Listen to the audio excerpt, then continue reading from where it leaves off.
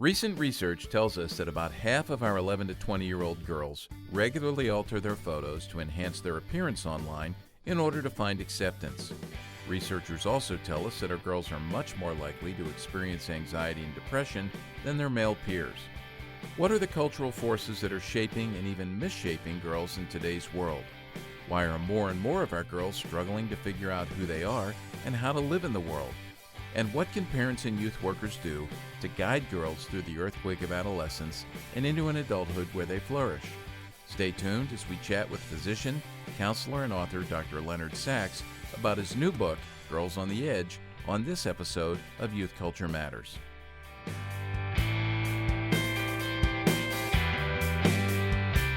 From the Center for Parent-Youth Understanding, this is Youth Culture Matters. If you're a parent, youth worker, educator, counselor, grandparent, or anyone else who cares about kids, we're glad you've joined us for this practical, informative, and hope-filled podcast.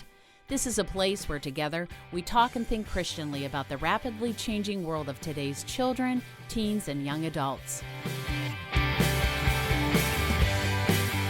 Welcome, everybody, to another episode of Youth Culture Matters. I'm Walt Mueller here at CPYU, and today, before we get to a conversation with Dr. Leonard Sax, who we're thrilled to have on with us as we talk about what's happening in the world of girls, I want to make sure everyone who's listening is aware of who is in the room with us today.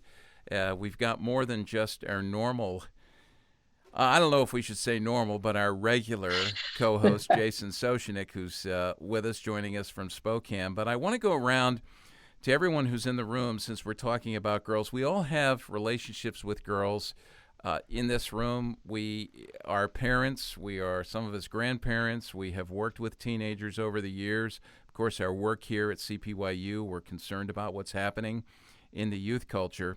And I want to go around and just ask everyone what they see as the greatest perceived threat to girls today, because we are talking about some of the threats and some of the things that are shaping girls. So I'll start. Dr. Amy Flavin, who is a counselor and who has been working with her husband Mike in youth ministry for decades, huh, Amy? We just celebrated our 30th here. 30th at the church that they're at now in New Jersey, in New Providence, New Jersey. Amy is involved in counseling both in the ministry but also more formally through her practice, and she's teaching as well. Still at NIAC, correct, Amy? Yes, okay. Undergrad and grad. Grad and undergrad at NIAC, and then she's on associate staff with us. But I want to ask you, Amy, maybe just take 30 seconds. What, from where you sit, is the greatest perceived threat to girls today? That's a really good question, and it is unfortunately not attended to enough. We've got so many things pulling on us, and now we've got COVID. I think the greatest perceived or the greatest threat that I see is that young girls are feeling the pressure to be on all the time, that they don't get enough time to just kind of relax, to work on some of those identity issues formally or informally, and they're on all the time.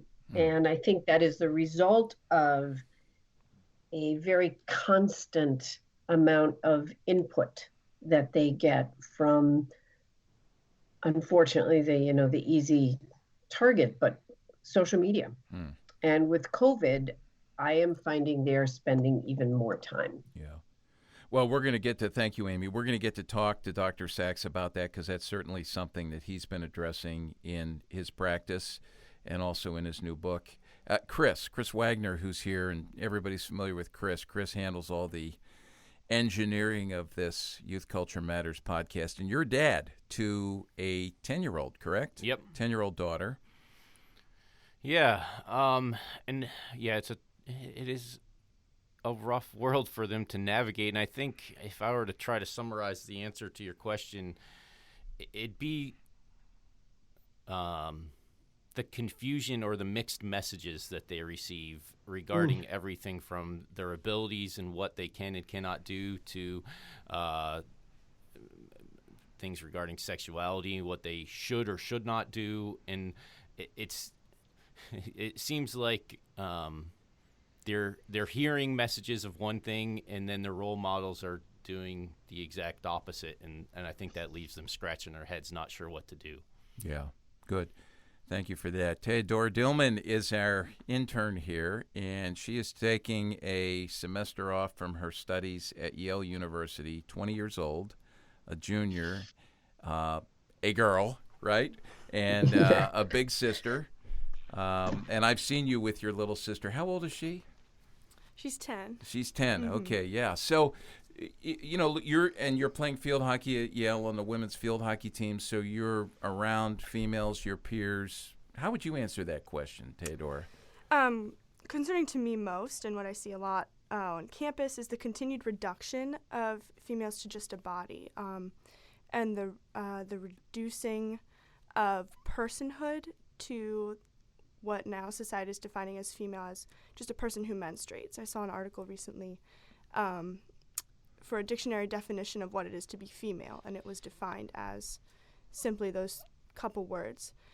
So not only does hypersexualization reduce a female to a body, but that idea is reincarnated also in this definition of what femalehood is. Yeah. Good. Thank you for sharing that. And I love getting the perspective of someone younger. So now let's move to someone considerably older. Jason Soshenik, you're working with our Sexual Integrity Initiative and Project 619 out there in Spokane, and I know you're right in the middle of everything that's happening in terms of thinking about sexuality, identity, many of the things that have been mentioned already. But how would you answer that? Well, I think the quickest response I would give is the area that I work, which is sexualization of women. And I think that your intern actually brought that very point up. I actually think that there's a component of each of these things, which I'm excited for Dr. Sax to get to, because he tackles many of these things in the book. But I think that sexualization of women is one of the things that I'm seeing so often have a profound impact on the way that they respond, not only to their own bodies, but then how they then respond to everyone else around them. Yeah. Thanks for that, Jason. And I would simply add to this, the first thing that came to mind as I scribbled this question out this morning, knowing that I was going to ask everyone this question, is one of the things that's most alarming for me is objectification. I have two daughters who are grown women, both married, and one of them has two daughters of her own. Those would be my granddaughters. And I am very concerned about that, based on our interaction with media, social media, and the kinds of messages that kids are getting. So I know we'll be delving into this. And Leonard Sax, I want to welcome you again to Youth Culture Matters. Thanks so much for joining us. Thanks for inviting me. Yeah. I want to talk about your new book. You are an author. You're a medical doctor. You have a PhD, board-certified family physician, and a psychologist. You've written books, Why Gender Matters, a book on boys adrift, and you were on a podcast episode with us. I think it was episode 97, where we talked about your book, The Collapse of Parenting. We got great feedback on that, so helpful. And this book, this new book, Girls on the Edge, which is actually an update, a revised version of a book you wrote 10 years ago, is phenomenal, and I want to highly recommend it. We're going to talk about the book here, but let me ask you, Leonard, why the book and why an update? Well, back in 2010, I wrote a book, again titled Girls on the Edge, really based on my experience as a family physician in suburban Maryland, just outside Washington, D.C. for 19 years. And the changes that I had observed over those 2 decades, and the concerns I had that we were seeing so many more girls who are anxious or obsessed.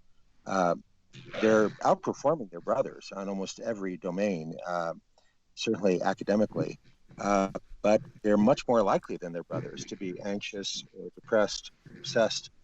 So I wrote that back in 2010, and I devoted a chapter in that book to social media, in which I expressed my concern that social media could be a big problem for girls, and more so for girls than for boys. I wrote that book before Instagram launched. Instagram launched in October 2010, exactly 10 years ago. And in a sense, that prophecy has come true with a vengeance. The publisher asked me to write an updated edition, which I thought of titling Girls Over the Brink, because things have gotten immensely worse, objectively, in terms of the proportion of girls who are anxious or depressed, who are falling into what I used to call the cyber bubble, this abyss of social media and texting, which was really an unusual phenomenon 10 years ago, is now arguably more common than not to find teenage girls who are in this 24/7 stew of social media and texting, which has many bad outcomes for girls. So that's why it was time to do an update, because things have changed profoundly in 10 years' time.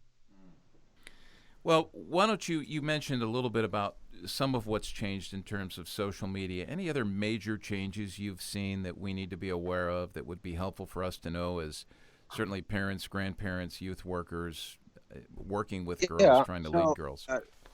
Several of your colleagues mentioned sexualization.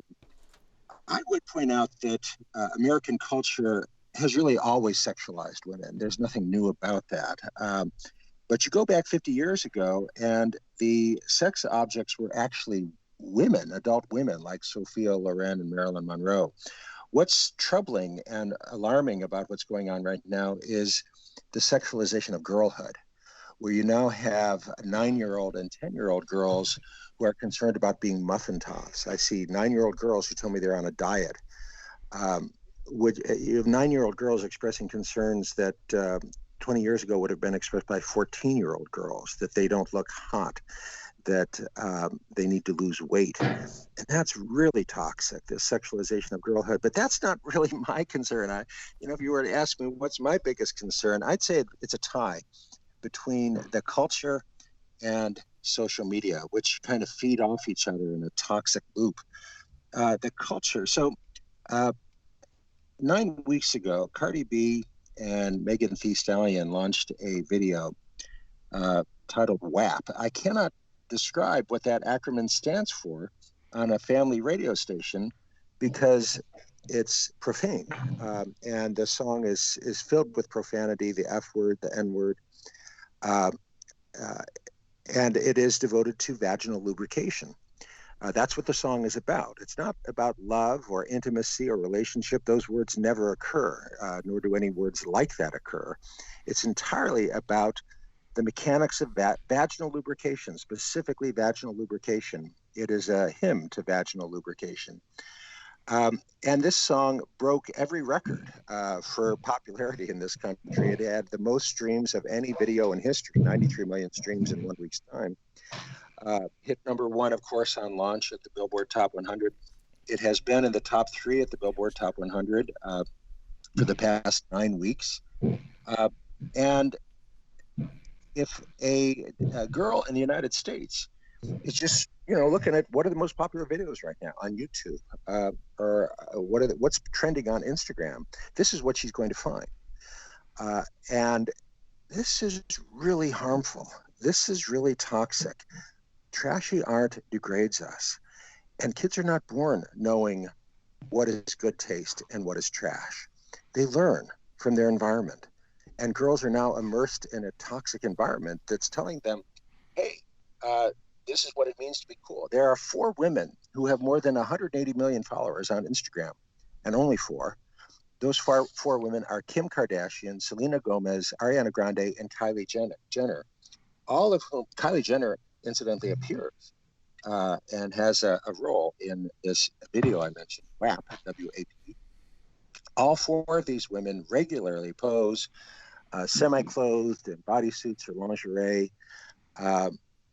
pouting lips, back arched.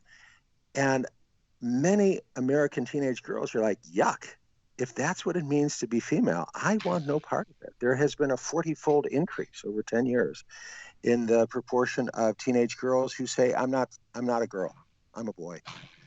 And there's a number of factors driving this transgender moment. But one part of it, I believe, is this immensely toxic culture and girls saying, that's not me. I don't want to play that game. You know, what's been interesting and alarming to me, and we've tracked with that song, and, you know, as soon as it broke, and you're right, it broke all kinds of records. I mean, that is indicative of what we think is normal in this culture right now. But the outcry has been extremely limited, has only come from, you know, maybe some small corners of the culture, which is indicative of change in our culture as well. And I think that's an important point. Oh, yeah. That the anchors, what used to be the newspapers of record, the Wall Street Journal and the New York Times, both had articles praising this video by women reviewers who say how this is empowering. The song begins with the repeated statement, "There's some whores in this house." And the two women proudly take that term whore as describing themselves. And yet the New York Times and the Wall Street Journal are praising this, you know. So what does the word whore mean? If it means that the most popular women proudly claim that title, it's really disorienting. What is virtue? What does it mean to be a woman of character? Yeah. The culture not only gives no answer, it gives the wrong answer. It gives answers that lead girls into a toxic stew. Yeah. Let me ask Jason a question here, because, Jason, you're, through Project 619 and our Sexual Integrity Initiative here, you're working a lot with teenagers, you know, face-to-face, as you're guiding them into, you know, shifting their misunderstanding of the good gift of sex and sexuality, gender, as Leonard mentions here. How are you seeing this play out? I'm just curious, you know, kind of, you know, Leonard's obviously through his practice, boots on the ground, Amy through counseling. Jason, you're working the schools. Respond to that. Well, I mean, I think that I resonate with everything that Leonard is saying, because it's being played out day in and day out when we're in the schools. Right now, we're doing a lot of face-to-face through Zoom and other tools. But one of the things I would say is that the dynamic of what impact social media and other areas are having on women specifically is there is a hypersexualization, and even going back to what Leonard was talking about, the dynamic of there's a shift that's happening where every so often I might hear a female speak about being lesbian, or up until maybe even 2 years ago, I'd hear them talk about bisexuality, that they were bisexual. It was a very common thing among middle schoolers. And I would turn this back over to Leonard, because what I would like to know through the research that he's looking at is there now even a shift moving from lesbian, bisexual to then women now talking about being transgender, especially in the age that we're in with regards to talking about pronouns. What is your preferred pronoun? I just see this playing out in a whole nother way than maybe it has in the last 5 years. Is that something that you're seeing? Well, sure. And, you know, 10 years ago, lesbian was the big thing, but not anymore. And what we're finding, again, one of the weird effects of transgender activism has been a hardening of gender stereotypes.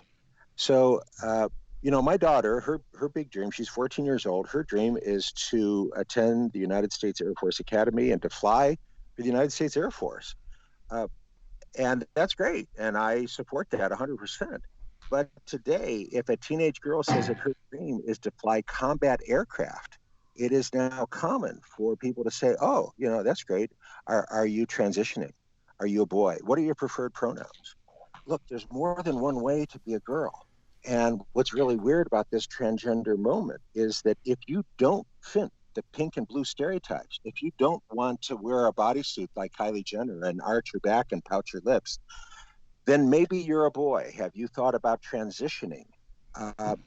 the range of human experience is very large. There's many ways to be a woman. But again, this toxic culture that we're in, Instagram and TikTok, is communicating this message to girls that if you are not going to play this game of posing semi-clad photos of yourself in lingerie on Instagram, maybe you should rethink your gender. Maybe you're male. Then no one intended this. This is an unintended consequence of a culture that has gone off the deep end. Yeah, I want to follow up on that, because to go back to something you said earlier about girls, seeing this now as an option, a way to fit in. We were talking here in the office earlier this morning about subcultures, youth subcultures, and this has become in some ways functioning like a youth subculture, this transgendered moment, and what we read about Abigail Schreier's book, Irreversible Damage, Yes. Rapid onset gender dysphoria. It's not a decision, respond to this. I think you tell me if you're seeing this in your practice. It's not a decision that is being made after perhaps years of internal struggle with, feelings and things like that, but rather it's become an option in the moment that someone presents without any of those prior feelings and struggles that I now choose and live into. Well, sure. And this was the point that Lisa Littman at Brown made last year in her really groundbreaking study of these teenage girls. So transgender is not a new thing. It's been around for a long time, and we have many decades of study of people who have followed these individuals from childhood through adolescence into adulthood. And until about 7 years ago, the great majority, about 3 to 1, of transgender individuals were individuals born male who insisted that they were actually female. Very often these individuals at 4 years of age, they'll have photos of themselves as 4-year-old boys dressing up in tutus and wanting to be ballerinas. So really a lifelong issue beginning in early childhood of these individuals born male who insist that they are female.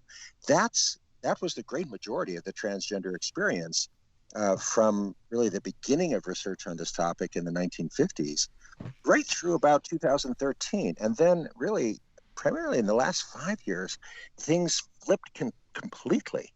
And right now, at this moment, the most common transgender experience in the United States is the teenage girl who has been happy being a girl most of her life. And her parents will show you pictures of her dressing up as a ballerina for Halloween when she was little, and, wearing pink and playing with Barbies. And then suddenly, over a matter of weeks, at 14, 15, 16 years of age, suddenly asserting, I'm not a girl, I'm a boy.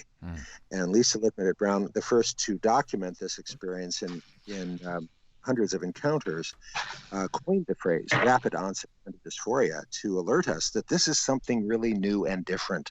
This is not something that has a long history. This is a new phenomenon, really without precedent in the scholarly literature. And it's suddenly become common. I was in suburban Maryland for 19 years. I never encountered such an individual. Now I see them every week. That's the boots on the ground experience. It has gone from being unknown to being common. Yeah. But I want to stress that's okay. This is not a talk about transgender. This is a talk about girls. Yeah.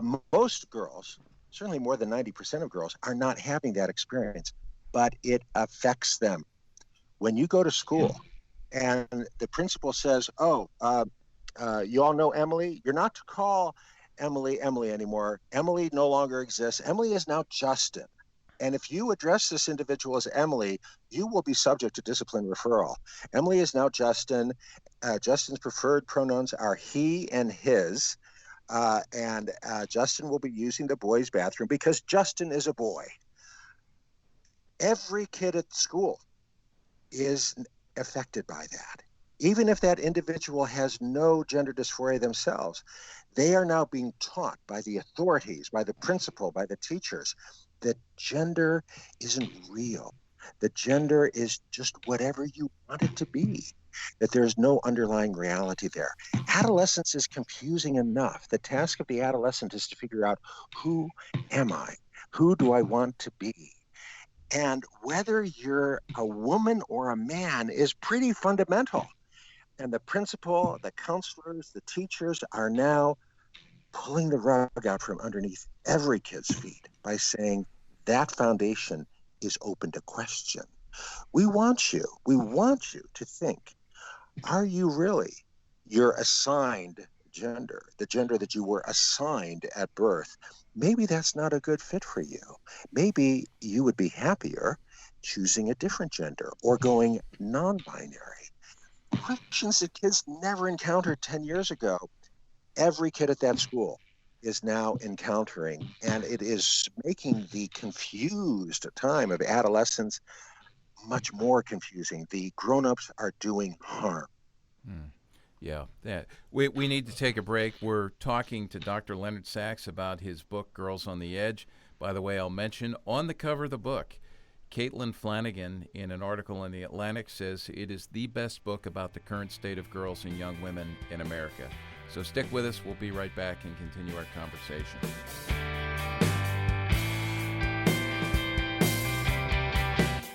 If you enjoy listening to Youth Culture Matters and would like to support the ongoing efforts of this ministry, you can do so by visiting cpyu.org/giving to make a donation. Your prayers and financial support make this podcast possible.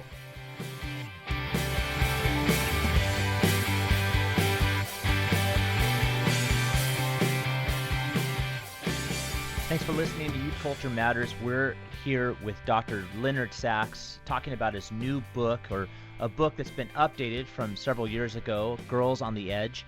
And I'm going to turn it over to Amy Flavin, who has a question specifically for you, Dr. Sax. So, Amy, I know that during the break that you were talking a little bit about some question that you might have for Leonard.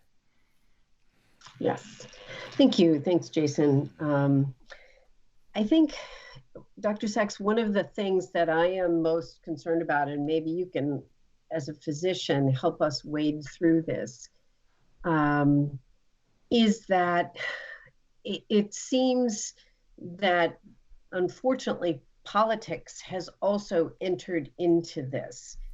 And I've actually spoken with a couple of physicians in my area who are finding their hands kind of tied in terms of it's mandated, even almost by law, that they go along with the thoughts of a child who says, I don't want to be a girl anymore, or I don't want to be a boy anymore. And they are told that they have to go with that.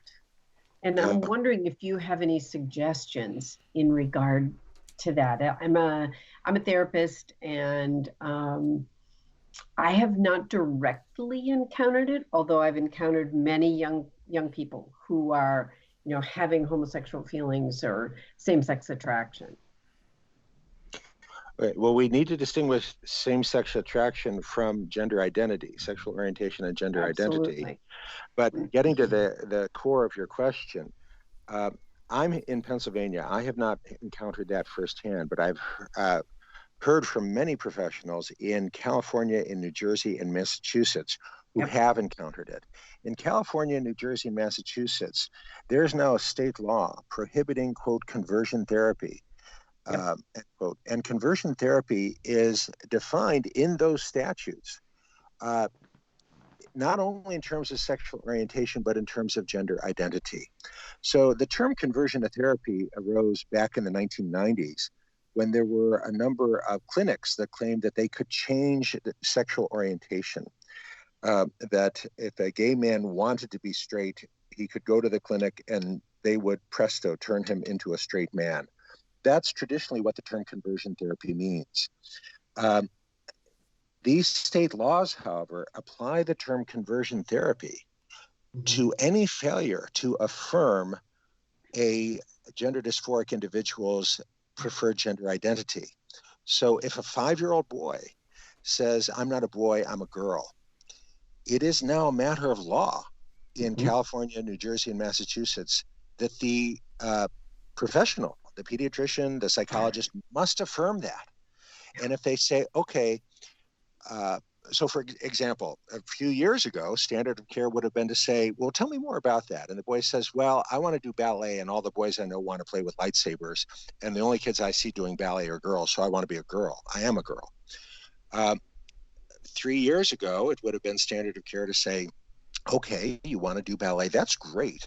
You're going to study ballet. We're going to sign you up for ballet, but you're going to study ballet as a boy, not as a girl. There's more than one way to be a boy. Not all boys have to like lightsabers. That was standard of care 3 years ago. And incidentally, it is in line with 30 years of research showing that this boy who says he's a girl at 5 years, 15 years down the road, will not say he is female. He will be a boy who likes ballet. But he will no longer say that he is female. He does not persist, usually won't persist for more than a year or two. That's what the research shows. We have a great deal of research on this point. But the American Academy of Pediatrics came out with official guidelines saying that that watchful waiting approach is conversion therapy. And they said, we know that conversion therapy does not work. And in support of that statement, they cited one scholarly reference, a 1994 study documenting the failure of conversion therapy to convert gay men into straight men. Well, a 1994 paper documenting the failure of a program to convert gay men into straight men is of no relevance to the question of whether a 5-year-old boy who identifies as female should be put in a dress and have his birth certificate changed to Emily, which is what the American Academy of Pediatrics guidelines recommend. The old birth certificate should be destroyed. Justin never existed. Now, Emily, this is not based in science, it's based in politics. And that comes back to the key point.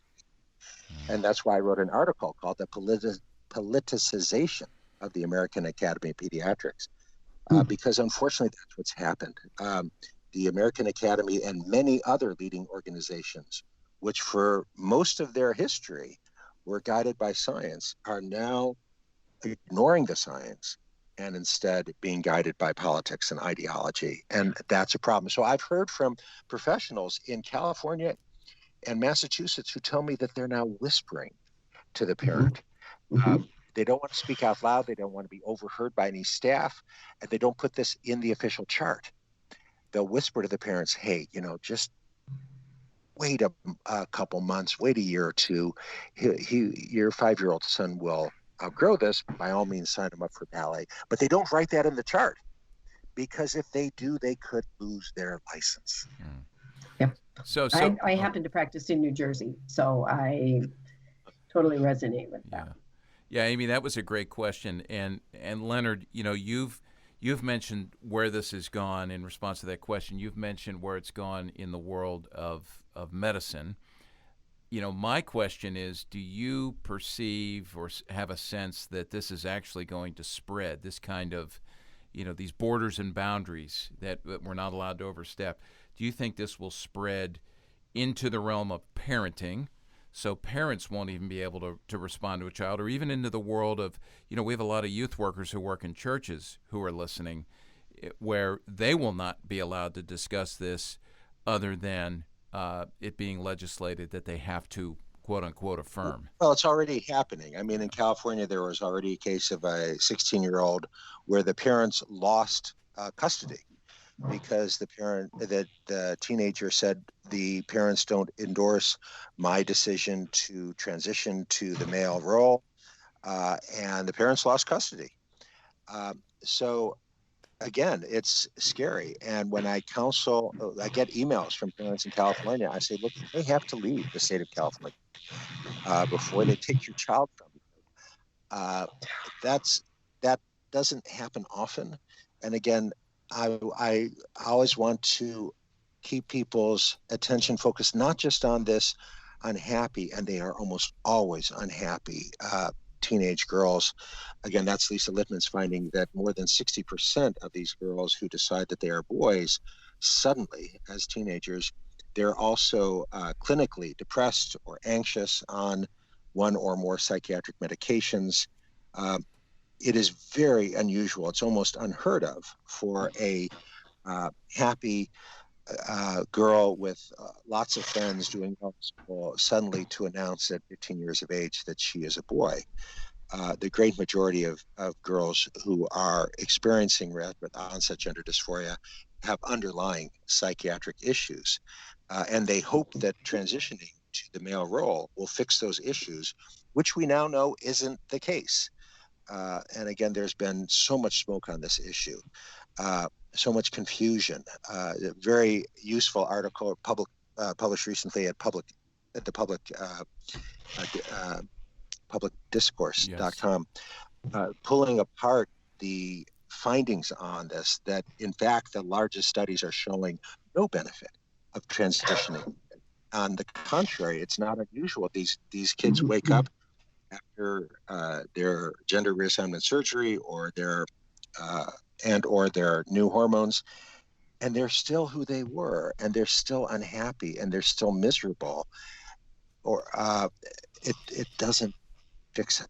Yeah. The underlying issues are being ignored. Yeah, but this is a good word, because increasingly in our circles, and we're functioning in many ways in the church, we're seeing these ideas being embraced not only by parents but by people who are guiding and leading children and teenagers. And I think it's important for us to step back and consider this. We get so wrapped up in this, quote unquote progressive agenda that it's to me it's horrifying. And we're definitely misleading kids and undermining their human flourishing, and really working to undo who they have been made to be, as they experience that.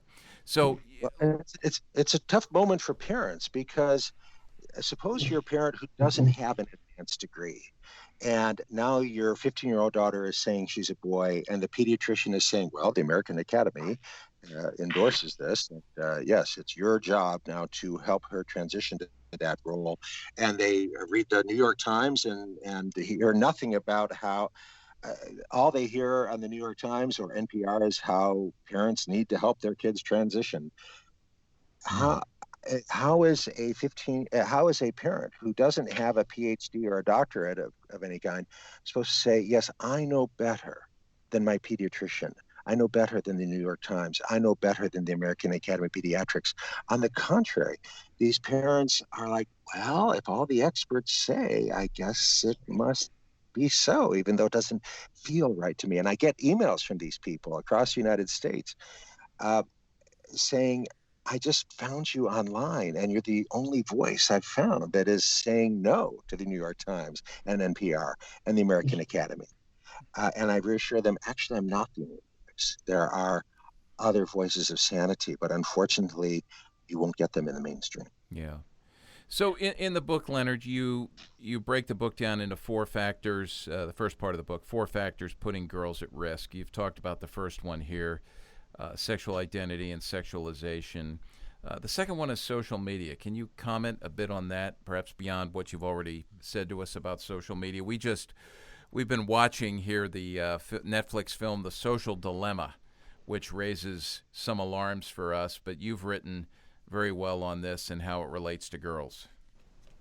So one of the most striking findings in research is that the more time teens spend on social media like Instagram, the more likely they are to become depressed. But that's a small effect and a huge effect for outcome. Well, I think we now have some good answers, which again, I spend a good chunk of the book trying to communicate.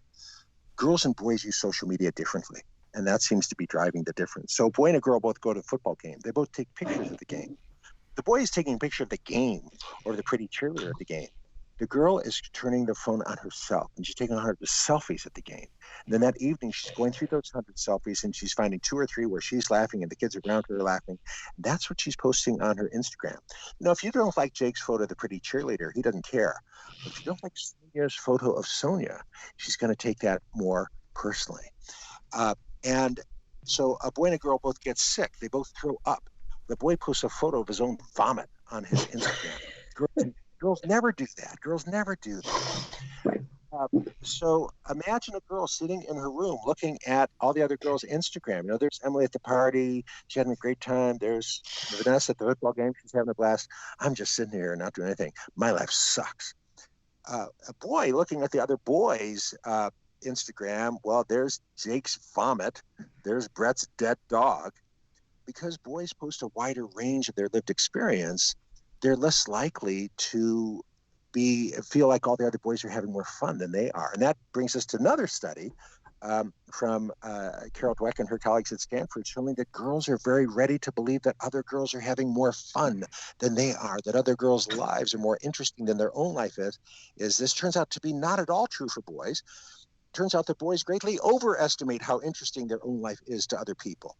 So we have multiple mechanisms that help us to understand why social media appears to be more toxic for girls than it is for boys. Boys, it turns out, are much more to the addictive properties of video games than girls are, but that's a topic for a different conversation. I was just going to chime in there as you talk about that study with girls and, you know, how they think of that. It's not just teenage girls. This extends into moms as well. We're hearing this consistently. Well, but teenagers are more vulnerable. Right. The younger you are when you use social media, the more vulnerable you are. You know, at age 30, you have, I hope, some kind of self-concept. You have, I hope, some kind of job or role in the adult world. None of that is true for a 14-year-old. You don't know what you're going to do. You don't know what you're going to be. And so you're much more vulnerable to those nasty anonymous comments. And this is another, so big phenomenon going on right now in the United States is this growing gender gap in anxiety and depression. Girls have always been a little more likely than boys to be anxious or depressed. That gap has exploded in recent years. Why is that? A short answer, boys are spending their free time playing video games.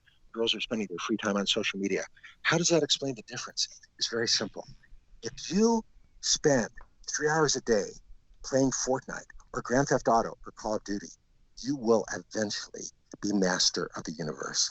The way these games are built, if you put in the hours, you will succeed. And I've heard this from boy after boy after boy after boy. And it's my own experience as well, playing these games. The first time you play Fortnite, you get killed in the first 5 seconds. But if you put in the time, after 30 hours or so, you are victor. You are number one in Fortnite Battle Royale. You will win. That's not true in social media. In social media, you could put in all kinds of time, effort, and money into making the perfect video. It's hysterically funny, 45 seconds long, perfect length, posted on TikTok. 2 weeks later, you've got 23 views and some nasty comments from people you don't recognize. You put in all that time and effort, nothing. That's the difference. The video game experience, you will eventually win. You will be master. In social media, there's nothing guaranteed. And you have all these stories of these kids who they put out a TikTok video and they got 20 million views and now they're a celebrity and their video is not nearly as good as yours. The world is unfair. And why them and not me? Envy and resentment corrode the soul. Well, keeping with just anxiety and depression, is there an age at where it's highest, or it just seems like the age at which I'm engaging both adolescence and even pre-adolescence, that it seems like anxiety and depression, specifically among girls, actually seems to be higher. It seems to be happening more and more. Is that something that's based upon what you're seeing? Yeah, it's getting younger. And again, we've got pretty good numbers on this, that we're now seeing. So it has always been the case, as far back as we have documentation, that among prepubescent individuals, not much of a gender gap. As soon as puberty hits, girls we begin to see that rise in anxiety and depression among girls. And again, that's a fundamental difference in the effect of puberty. The older boys get, the more happy they describe themselves with their bodies. between ages 12 and age 18. As girls through the same age group, the 18-year-old young woman is much less happy with her body than the 12-year-old girl was. So puberty has very different effects on girls and boys. It tends to boost self-concept in boys, tends to undermine self-concept in girls. And the age of onset of puberty is getting younger and younger for girls. Throughout the 20th century, age of onset of puberty got younger for both boys and girls from 1900 through about 1980.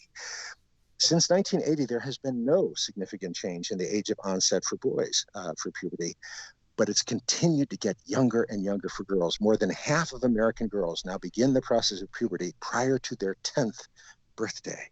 And that I devote a chapter of my book on Edge to why that's happening and what you can do about it.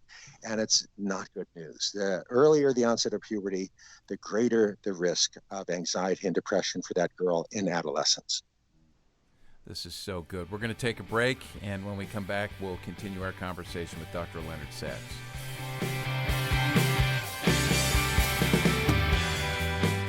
In an effort to help you help the kids you know and love navigate their emerging sexuality to the glory of God, we've launched a sexual integrity initiative here at CPYU. Thanks to a generous grant from a company called DAS, you can access our sexual integrity initiative and a growing number of resources for free by visiting the website at sexualintegrityinitiative.com.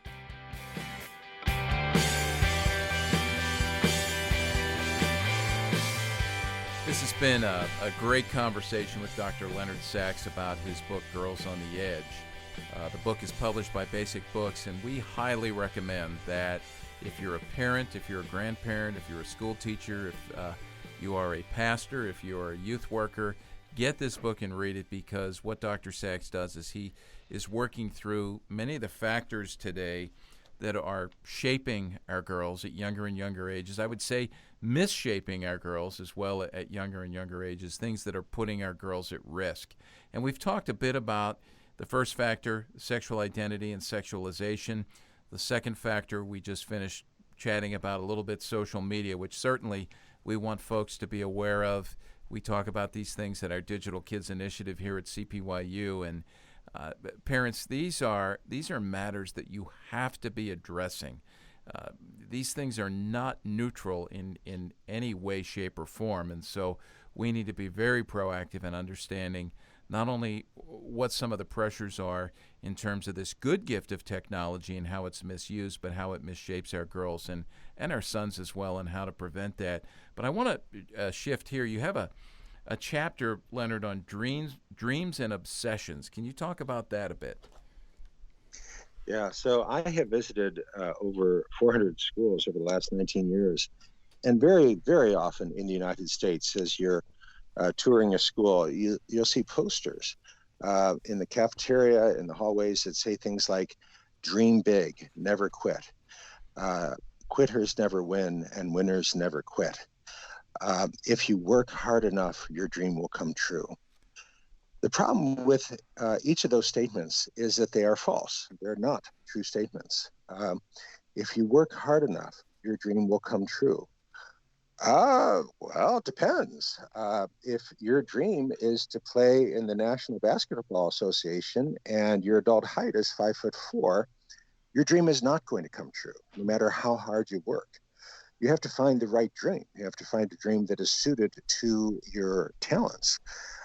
But there's no mention of that. If you work hard enough, your dream will come true.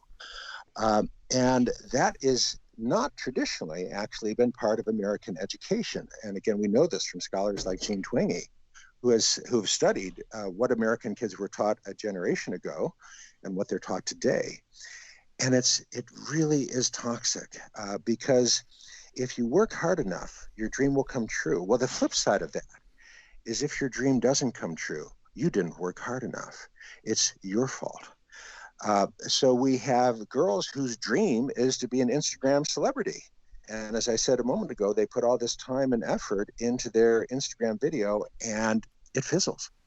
No one has told them that, you know what, we've got numbers on this. There's about 2 million people posting Instagram videos for every one that goes viral. So your odds of hitting the jackpot you'd be better off buying a lottery ticket, honestly.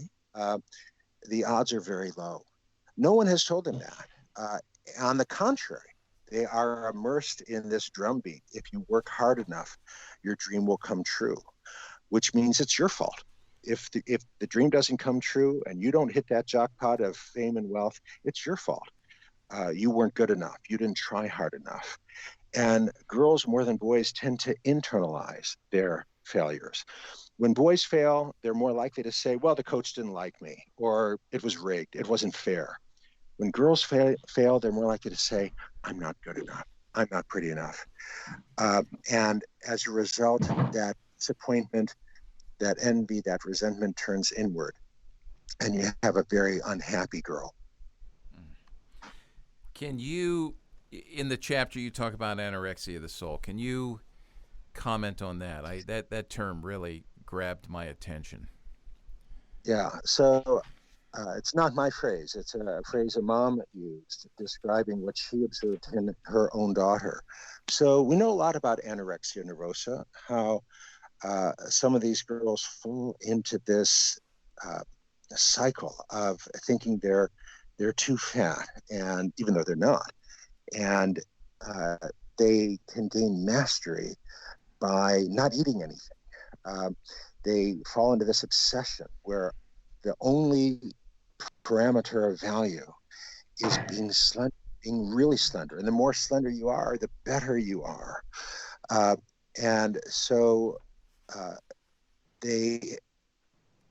their whole worldview becomes focused on just one parameter.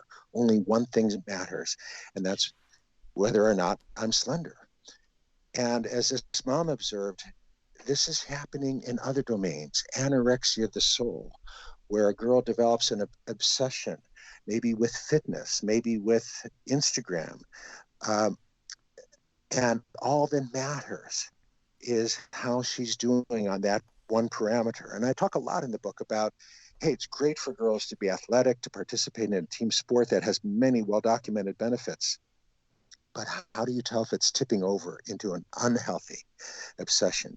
Being fit is great, but becoming obsessed with fitness is unhealthy. Where's the line? This is a key question that parents must understand, because it is unreasonable. Again, if you just read the New York Times or listen to NPR, they'll say, well, let kids decide. Good parenting means letting kids decide. Not always. In the case of a girl with anorexia, it would be bad parenting to say, well, I'm going to let my daughter decide when she's too skinny. I think good parenting means letting her decide. No, she's fallen into this obsession, anorexia, and the parent may have to intervene for her sake. And the same is true of these other obsessions. If a healthy interest and enthusiasm for being fit has turned into an unhealthy obsession with fitness, where that's all that matters and everything else is sacrificed, then you, the parent, may need to intervene, just as you would if your daughter was anorexic. Anorexia of the soul. The failure to develop a healthy self-concept that's balanced and that has multiple domains and multiple dimensions, becoming instead focused on just one parameter to the exclusion of everything else, going for that dream. If you give up your dream, you die. A quote from Flashdance, which really anticipated this whole give up your dream, you die mentality. Parents need to understand what's going on. This was, when Flashdance came out, back in medieval times, it wasn't the governing mentality in the schools, but now it is. And kids who've never heard of the movie will say things that sound an awful lot like, if you give up your dream, you die. That's not true. If you give up your dream and find a new dream, that's part of what it means to be a mature adult. Yeah, Leonard, I'll jump in with you there and say, I saw that movie. Anyone else see it? Jason, you going to admit it? Yeah, you saw it? Okay, good. Yeah, Amy, you saw it? Yeah. Theodora? Yeah, she's going, I have no clue what you're talking about, right? Yeah, medieval times, I like that. You talked there, Leonard, about intervention strategies or getting parents to intervene. What Yeah. would you say a word to parents about prevention? What are some recommendations you would make to parents of girls about prevention on many of these things? Well, we're in the middle of a pandemic right now, and I think this has really brought these issues front and center. There's two approaches that you can take as a parent. One is to say, hey, my daughter is cut off from a lot of her usual activities. I'm just going to let her go in her bedroom, close the door, and spend as many hours a day as she wants on social media. Okay, wrong. That's clearly the wrong approach, and we know this. Another approach during the pandemic is to say, hey, my daughter's cut off from a lot of her friends. This is a great opportunity to strengthen family bonds. There is no governor who has said parents can't go for a hike with their kids. You can. Take advantage of this time to strengthen bonds between parent and child. Jean Twenge, the scholar on this topic, who I respect more than any other, just published an article in the past week sharing the results of her study of more than 1,500 teens across the United States, finding very clearly that kids who have strong bonds with parents, who spend their free time hanging with their parents, are flourishing. They're doing well. Kids who do not have strong bonds with their parents and are instead spending their free time on social media, looking at what other teens are doing very poorly. So take advantage of this opportunity to turn off the screen and spend more time with your teen. Good advice. Let's jump to. Did you have a question, Jason? Were you going to jump? Well, I think we've kind of hit upon some of them, but I would just turn the attention from parent to youth worker. What would you say for a youth worker that's listening to this to come alongside? So a youth pastor that's hearing a lot of what you're sharing and how they can either come alongside the parent or come alongside the adolescent girl in the midst of some of the many things that you're sharing. I love it. And indeed, I devote the final chapter of my book, Girls on the Edge, to answering that question. I've led many workshops for youth pastors over the years. I have a workshop called The Maiden King, sharing again the research. We don't have to guess. We know what is most effective. What is most effective is to create strong bonds across generations, girls with women, boys with men. So your youth retreat should be girls with a community of women. Doesn't have to be their moms. It just needs to be women of different ages to give them a different perspective. And yet, unfortunately, many churches are not getting that message. Instead, they're sponsoring pizza night with ninth grade girls and boys together. That's not what they need. They need to have strong bonds across generations, and that's the fundamental point that I'm sharing with youth pastors. And it's not difficult for churches to do this because churches are a community that crosses generations. But again, they're in this culture which is segregated by age group. 14-year-olds don't listen to the same music that 30-year-olds do. 30-year-olds don't listen to the same music that 60-year-olds do. Break those bonds, break those limitations, and restore the bonds. Find activities that girls can do with women, whether that's going on a canoe trip. And a canoe trip actually works pretty good with social distancing. Or a knitting circle, which is one of my daughter's favorite activities. The same one who wants to fly the planes for the Air Force loves to knit and crochet. Where there's a place called Around the Table Yarns in Shaker Heights, Ohio, where her cousins live. And she loves to sit around the table with women of different age groups, white, black, Asian. She just gets, my teenage daughter gets a huge thrill out of that. Teens want to connect with grownups. And that's, as youth pastors, create opportunities for girls to connect with women in structured activities, for boys to connect with men in structured activities, and drop the activities where teenage girls and boys are hanging out together. That's not what they need from the church. They can do that on their own. Yeah. You know what? I'm just going to affirm what you're saying there. And this has been something I've been chipping away at for so long, because in the church, we've bought into this marketing sense of things, and we've we've segregated the generations. And we think we're doing everyone a favor, and really, we are undermining. I love, to talk about human flourishing. We're undermining human flourishing by breaking up the relationships that we've been made for, and that's what you're talking about here. I love that. The knitting thing, I don't know. I want to fly an airplane, but I'm not sure about whether I want to crochet or knit. But that's all right. That's great. She's doing that. And by the way, that last chapter, that chapter you refer to, which is the last chapter in the book, is just simply titled Spirit. And I love how you, right at the beginning, you list a scripture verse, Mark 8:36. What good is it for someone to gain the whole world, yet forfeit their soul? Which really is a statement that was made that speaks to everything you've written in the book up till then. And it's just a great way to reboot our understanding and recalibrate the way we think about things. Would you just mention very quickly, because I know we're running out of time, that last chapter, not chapter 7, but the chapter on factors putting girls at risk, specifically the environmental toxins. Because we do wonder, something, by the way, something you said in there, and you alluded to this before, but even at the earliest stage of puberty, that even in the medical community right now, for a girl to start to develop breasts at the age of 7 is within the normal range. That just shows how this has changed. Well, and it is an abdication of responsibility by the medical community. So over the last 30 years, doctors have noticed, and pediatric endocrinologists have noticed, that girls are beginning puberty at younger and younger ages. And so the Professional Association of Pediatric Endocrinologists in the United States devoted their conference to this. What do? We got all these 7 and 8-year-old girls in the office who have to wear a bra because they are developing adult breasts, and what should our response be? I mean, they could have made many good responses. They could have called for more research to understand why this is happening. What are the toxins in the environment driving this unhealthy development? But they didn't. Instead, they just moved the goalpost. They said, okay, we're just going to change the definition. Onset of puberty at age 7 is no longer abnormal. It's now normal. So we're just now going to reassure their parents there's nothing wrong.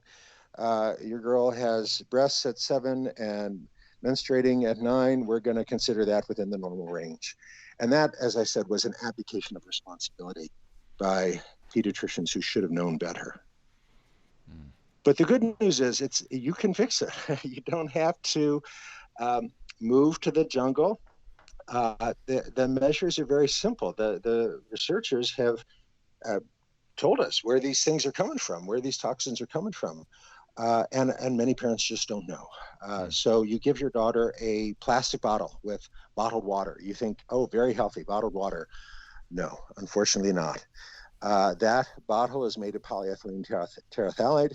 We now know that polyethylene terephthalate leaches antimony and diethyl phthalate into the water. Those substances act like female hormones. So you're giving your daughter bottled water in a clear plastic bottle. You're giving her female hormones. That's 6, 7, 8, 9 years of age. You're driving this early onset puberty. What happens when you give boys substances that act like female hormones? Well, you screw a lot of things up and you lower male hormone levels. And indeed, the male hormone levels of an 18-year-old young man today are about half what they were 60 years ago. And that has a problem because boys rely on testosterone for drive and motivation. Girls do not. So these environmental toxins have very different effects in girls than they have in boys. In girls, they drive the earlier onset of puberty, which in turn contributes to the rise in anxiety and depression. In boys, the same chemicals undermine testosterone levels, lower testosterone levels, lower motivation. So we end up with anxious girls and lazy boys, which is what we're seeing in the United States right now. Wow. There's so many more questions that we could be asking, but we're going to have to come to a close on this episode. Just as a reminder, anything that has been mentioned in this episode that Leonard might have brought up, that we might have brought up, we will include in episode notes and on the website where you find this episode. So make sure you go to those notes, get those links, because there is a wealth of knowledge, and we're so incredibly grateful Leonard, for you joining us today to share from your new book, Girls on the Edge. We will make sure we also have a link directly to that book so that way you can go and purchase it, which we highly recommend. Not only this book, but many of Dr. Sax's other books, because they are a wealth of knowledge. They are so helpful, and I just know that in our own ministry, we have been grateful for them. So thank you so much for joining us. Dr. Flavin, thank you for being with us. Chris, as always, thanks for the work that you do. And Walt, always fun to partner with you. Until our next episode, we wish you health, and we will see you or have you be with us again here soon. Thanks for listening to Youth Culture Matters. Thanks for joining us for Youth Culture Matters, a podcast from the Center for Parent-Youth Understanding. If you'd like to learn more about today's youth culture, visit our website at cpyu.org. And if you have any questions, comments, or feedback, email us at podcast@cpyu.org.